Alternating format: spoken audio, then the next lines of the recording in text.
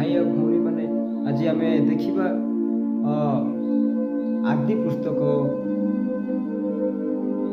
ଆଦି ପୁସ୍ତକ ତାର 11 ପଦରୁ ଆମେ 20 ପଦ ପର୍ଯ୍ୟନ୍ତ ଆମେ ପଢ଼ିବା ପାଇଁ ଯିବା। ଆସନ୍ତୁ ପ୍ରିୟର ଭାଇ ଓ ଭଉଣୀମାନେ, ସବୁଦିନ ଆମେ ଖାଉ, କିନ୍ତୁ ପେଟ ପାଇଁ ଆମେ ଆହାର ଖାଉ, କିନ୍ତୁ ପ୍ରଭୁଙ୍କର ପାଇଁ ମଧ୍ୟ ଆମେ ଆହାର ଖାଉ। ଆହାର ମାନେ ପ୍ରଭୁଙ୍କର ଆହାର ହେଉଛି ଆମର ବାକ୍ୟ।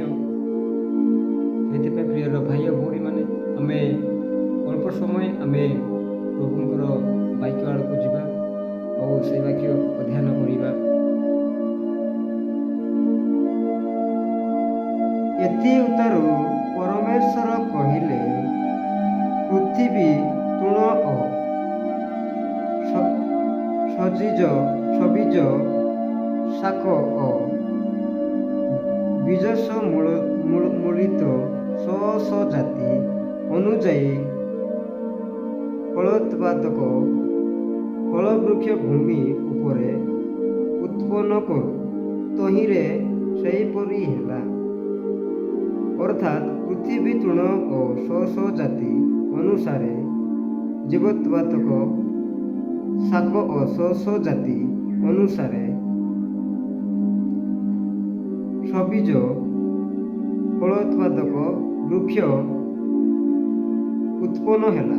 ପୁଣି ପରମେଶ୍ୱର ତାହା ଉତ୍ତମ ଦେଖିଲେ। ତହିଁରେ ସନ୍ଧ୍ୟା ଓ ପ୍ରାତଃକାଳ ହୋଇ ତୃତୀୟ ଦିବସ ହେଲା। ଅନନ୍ତର ପରମେଶ୍ୱର କହିଲେ, ରାତ୍ରିରୁ ଦିବସକୁ ପୃଥକ୍ କରିବା ନିମନ୍ତେ ଆକାଶମଣ୍ଡଳରେ ଜ୍ୟୋତିଗଣ ଉତ୍ପନ୍ନ ହେଉନ୍ତୁ।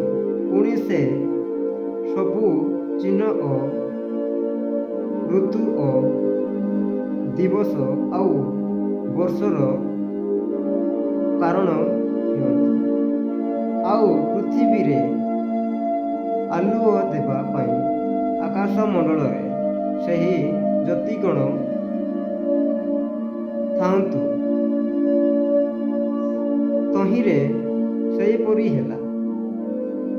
ଏହି ପ୍ରକାରରେ ପରମେଶ୍ୱର ଦିବସରେ କର୍ତ୍ତୃତ୍ୱ କରିବାକୁ ଏକ ମହାଜ୍ୟୋତି ଓ ରାତ୍ରିରେ କର୍ତ୍ତୃତ୍ୱ କରିବାକୁ ତାହାଠାରୁ ସାନ ଏକ ଜ୍ୟୋତି, ଏହି ଦୁଇ ମହାଜ୍ୟୋତି ଆଉ ମଧ୍ୟ ତାରାଗଣ ନିର୍ମାଣ କଲେ।